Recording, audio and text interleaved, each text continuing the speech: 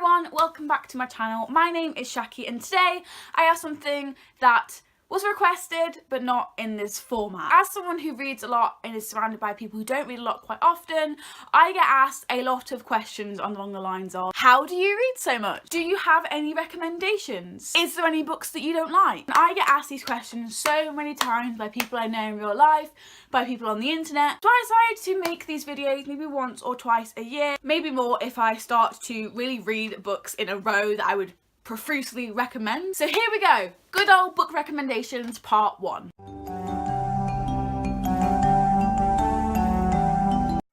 So in this video I really want to talk about some books that I don't really talk about that often on my channel and that I haven't really seen everyone else talk about as well. So I do have 3 honourable mentions that I will be mentioning at the start of these videos that I do recommend. I just feel like I just talk about them way too much. And the 3 honourable mentions this year are Looking for Alaska by John Green, The Nowhere Girls by Amy Reed, and Scythe by Neil Shusterman. I recommend these 3 to you, but I feel like I just talk about them way too much, and I feel like it goes without saying that I would recommend these. So why don't we just talk about some books I don't talk about? So the first book I'm going to be recommending to you is an LGBTQ+ novel, and it is Unspeakable by Abby Rushton. I read this book quite a while ago, so I'm a bit rusty on the plot, but I think this is about Megan, who is a mute main character. She doesn't speak and she hasn't spoke for a very long time, and we kind of get to see some rep for a mute main character, although I don't know how good the rep for that is because I'm obviously not mute because I talk for England. But if you are mute, then maybe try this out for some rep. And then a new girl, I think she's new, starts at school called Jasmine. She's bubbly, she's talkative, she's everything that Megan isn't, and it is just a beautiful story of them two finding how to communicate, her not being mute and Megan being mute. It's a really good book for like female romance, and it's also a really good book for female empowerment and friendship and love and stuff like that. I would definitely recommend this to you if you're looking for A, LGBTQ+ fiction, B, some mute rep, or C, just wanna cry, because this book was amazing. The next book, speaking of women empowerment, is Catwoman Soul Stealer by Sarah J Maas. This is basically about a girl called Selina, I don't know, but she's basically a young carer for her sister who has cystic fibrosis, and then her sister and her get split up and she is sent away to work for the League. And then she comes back to Gotham City after so many, I think it's 2 years, to complete a very secret mission. This book was amazing. Again, it's a lot of woman empowerment and woman romance. There is a romance in here between Harley Quinn and Poison Ivy, which I absolutely love and adore. I ship Ivy so much. I would recommend this to you if you are a DC fan and you like Catwoman and you like the Batman universe. Even if you don't, this is such a good book, and I cried for the last 40 pages of this one. I didn't think I was gonna like it, and now it is definitely in my top 10 at least of 2018. The next book, speaking of badass women, again is The Method by Shannon Kirk. I wouldn't recommend this to everyone I see, like the honourable mentions or a few books that have already passed. I would recommend this if you're looking for a really strong protagonist. This is about a girl who has been kidnapped. She's 16 and she's also pregnant. It sounds like a fucking Wattpad story, and it is a wild ride, but I promise you it does get better. It's basically an organisation, I think, that keeps people's babies if they have certain qualities like blonde hair, blue eyes, and they're basically ripping them from their mothers, like literally taking them from their stomachs. We have the main character's point of view. She's really badass, and this is where the badass comes from. She is just waiting for her time to strike, and I would really recommend this book if you're looking for a really strong female protagonist who doesn't necessarily use her body, she uses her brain, and she's really dangerous. And then we have in the point of view of a detective who's running a case like hers, which is about a girl who lives in the same house that the main character does. She's looking for her, and then it all comes together and it weaves together and answers so many questions, and it is great, but it's not the best told, and it's not the best book. But if you're looking for certain character archetypes or representation, I definitely recommend this one. The next book has no relevance to a female lead or anything like that, and I actually haven't read this book, so how can I recommend it? Because I've seen the movie. The next book I'm recommending to you is Trainspotting by Irvine Welsh. Irvine. One of the reasons why I am recommending this and putting this into the video is because a lot of people I know and I've been recommending books to that I'm actually directing to now have seen this movie and do not know that it's a book. It's written entirely in Scots English, so if you can understand that, even if you can't, it'd be a fucking laugh trying to understand this. It's about a group of lads who are heroin addicts, and it's basically the story of them trying to get clean, well, Renton trying to get clean, the main character, and how his friends are kind of stopping him from doing that. He even moves to London. They manage to follow him, his old habits from his old life, try and track him down.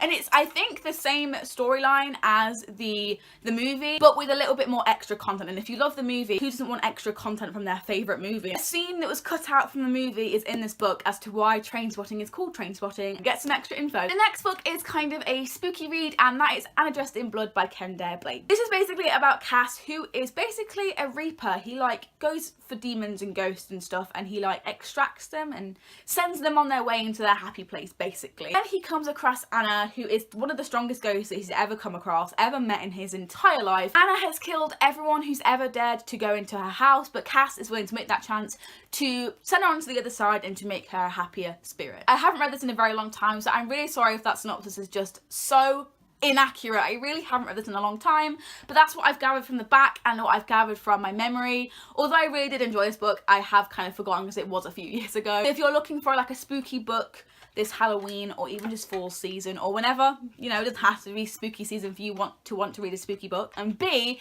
if you want a book that is just all round like a little tight package with a bow on it, because it has the plot, it has the characters, it has a plot twist, it has a sequel that I've heard isn't that good, but it has all of the things you tick off for a good book. So I really recommend this one as well. The next book is The Sun Is Also a Star by Nicola Yu. So this is basically told into three perspectives: Natasha, Daniel, and we've also got the universe. Natasha is just your everyday teen, but she has a huge secret surrounding her family. She is going to be deported that day. She believes in science and not fate and not luck or fairy tale. She believes in empirical, quantitative evidence of science and the universe. Whereas Daniel, who she meets in a meet cute Insta lust, or is it love? I don't know. Insta something moment. He believes in everything mystical and spiritual and like fate and destiny and stuff like that. I recommend this if you are quite a sciencey person, not overly scientific because like it's not based on science, but there is a lot of stuff in here to do with like theories of the universe and parallel universes. I really recommend this if you're interested in fate, destiny, our path and life meaning. The last book I'm recommending to you today is something LGBTQ plus fiction again. Start the video with LGBT, end the video with LGBT. Why the hell not? This book is The Art of Being Normal by Lisa Williamson. I loved this book so much, and as you can probably tell by the title and the cover art and stuff like that, this is a trans novel. So this is about David, who is closeted and he's only just started to, you know, physically transition, and he would really like to be biologically a girl. He has this diary, and basically what happens is the diary gets kind of flung into the wrong hands, and a new kid called Leo comes up to the bully who has it and punches him in the face and is like,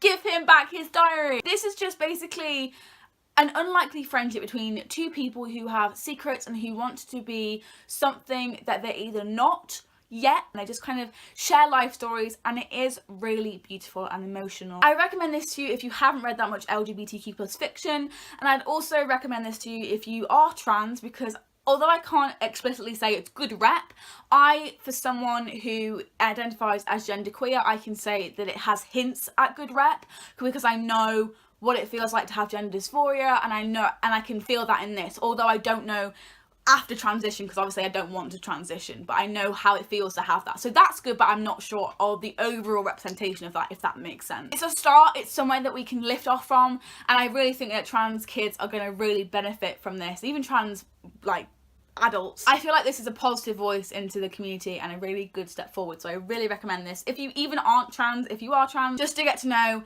being trans a little bit more and to support those who are going through stuff like this. I really hope that this wasn't too long.